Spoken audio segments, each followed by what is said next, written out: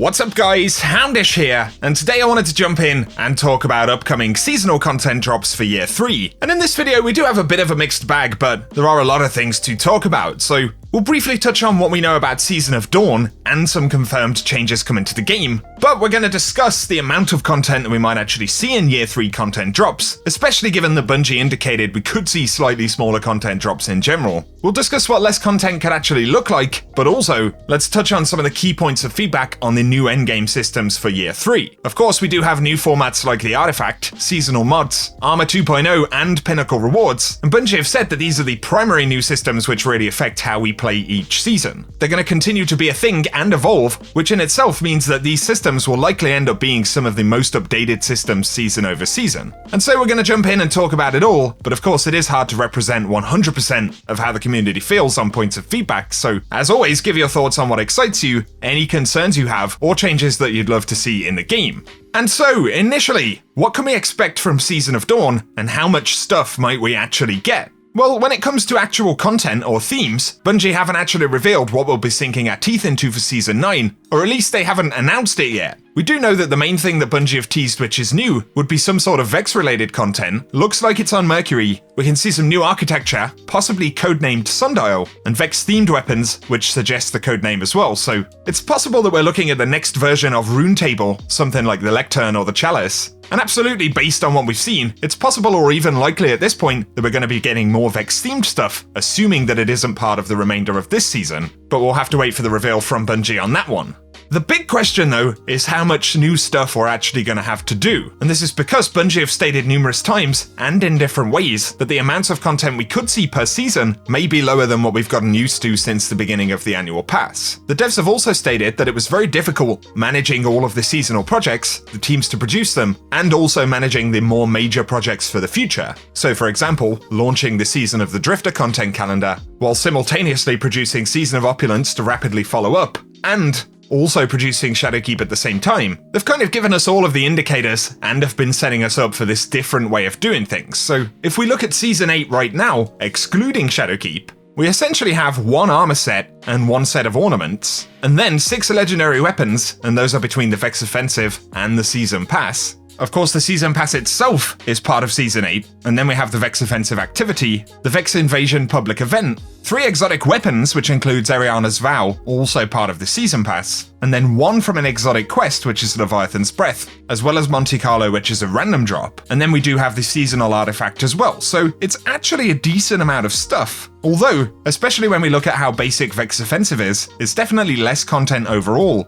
than say what we had in Season of Opulence or Black Armory, but of course it is delivered differently as well. This season, we also had the launch of Shadowkeep, so between the two, it's definitely been one of the most substantial offerings we've had. But, if we were to use that Season of Undying as a template, if you take that on its own and apply it to next season, it certainly isn't quite as substantial in terms of loot tables, narrative, depth of gameplay in the kind of featured activity, and roadmap quests, If you take Black Armory, for example, we had 3 or 4 exotic quests.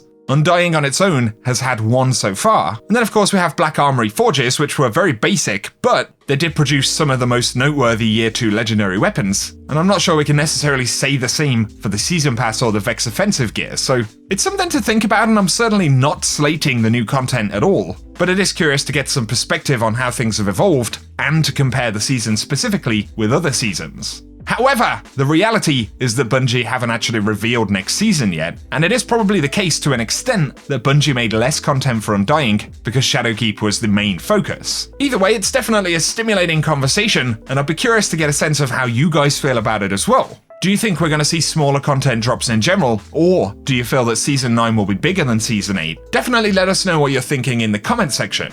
However, the one thing that Bungie have made very clear is that new systems like the Artifact, of which we'll get a brand new one next month, but also the Pinnacle Climb, Armor 2.0, builds and customization in general are going to be the kind of major players in terms of providing content replayability. And so, let's discuss some of the confirmed changes, but also other very highly requested changes with these new systems. One of the things that Bungie has confirmed is that in Season of Dawn, we're going to get new kind of broad category mods for Ammo Finder and Scavenger mods. That'll essentially make it easier to get the benefits of those kind of mods for different weapons. Bungie are going to let us stack more mods of the same type on one piece of gear. They are adjusting some of the stacking restrictions for mods specifically, and updating the mod collections, so a few mods in themselves are going to be kind of updated in a pretty positive way. There are other kind of minor changes which are pretty separate to this, things like a potential nerf to One-Eyed Mask. But really we are focusing on the season system specifically. And so for points of feedback which are brought up a lot in the community right now, of course initially we have Pinnacle Climb, and you've got the power element of that, which is safe to say has definitely improved fairly significantly since Bungie added +2 power instead of +1 on all of those Pinnacle drops. And so progression has already kind of sped up since launch, and I think the vast majority of the player base has probably been on board with that gear grind, and specifically the adjustment to Pinnacle power that we've just had.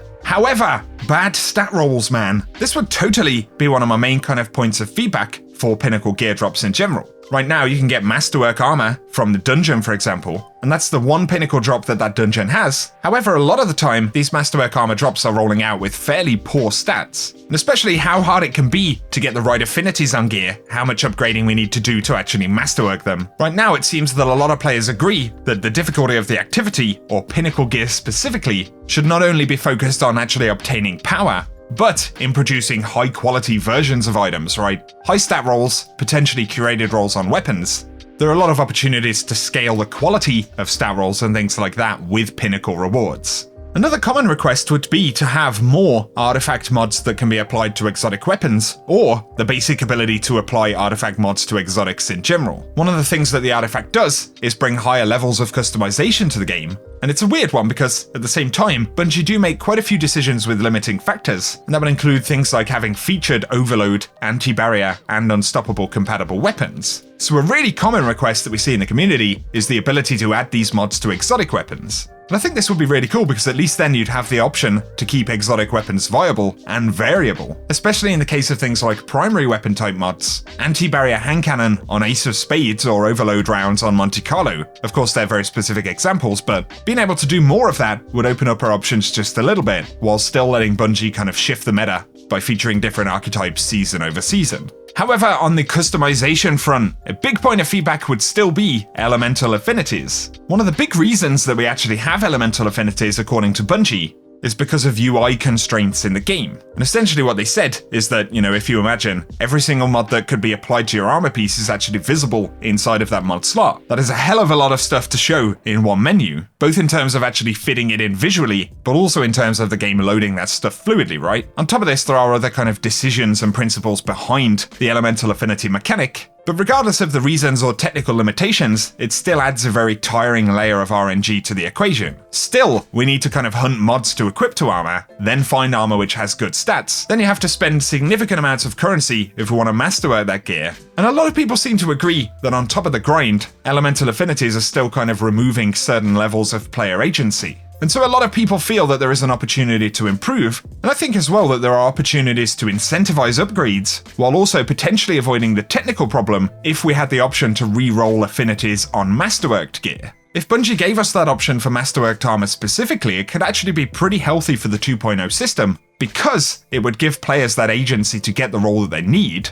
but not necessarily totally for free, right? Initially, you'd have to masterwork the piece of gear, but from a player perspective, if you get a piece that rolls out with really good stats in the first place, it'll actually help to incentivize making those upgrades, right? Because we'd know at the other side, once the armor is masterworked, we'd unlock the ability to re-roll that affinity. So re-rolling the affinity would theoretically allow Bungie to work around the issue of having ridiculous amounts of mods in the UI at one time. Instead of displaying absolutely everything, the piece would only ever have to display one affinity, and that would be whichever it's actually rolled to at the time. But also it made me realize that season over season, or over the course of a year or more, having the ability to re-roll affinity could actually prove useful in instances where certain mods or weapon types actually move to the forefront, right? When we're looking at a potentially different metagame in a couple of months' time, having that affinity there could actually increase the redundancy of some of the gear we're using at the moment. And so I think there's also something to be said for having the ability to adjust that older gear appropriately in the future.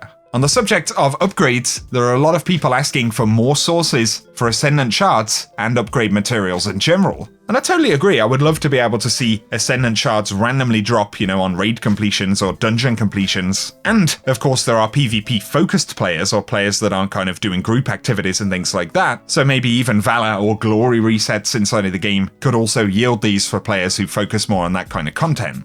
Back to the artifact itself though, there is still feedback about artifact resets, and I think they are very expensive on the Glimmer front. A lot of folks don't seem to really have an issue with the amount of effort required to unlock artifact mods, and generally I feel like for the benefits we get from them, at least in the current game, it's a pretty fair trade of investment and reward. However, the side that does get tiring for a lot of players is that Glimmer requirement to reset the artifact. Cosmo has suggested that the team are looking at this feedback at the moment, and he stated that part of that reset costing concept was to create this sense of importance and to really amplify the decision making around our mod selection. And that's totally understandable. In fact, I think it's pretty good training in a way because it gives players more of a reason to really look at what these bonuses actually do. But once you've been through that loop a couple of times, it becomes a little bit limiting, and if you want to change that setup substantially, the costs can get very expensive. So a few folks have suggested maybe having a system where you do 2 or 3 resets, and then on the third, maybe you have a way to lock the artifact in and grant yourself access to all of the mods. Or it's not a gigantic complaint,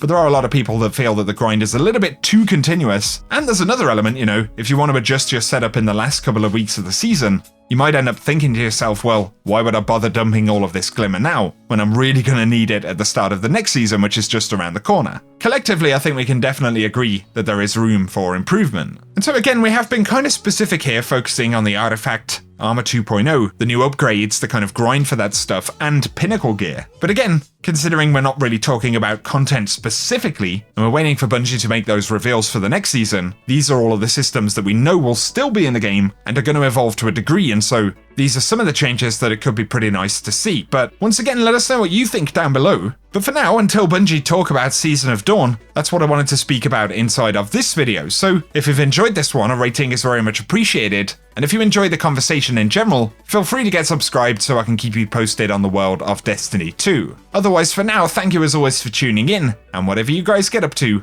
I hope you have an awesome day.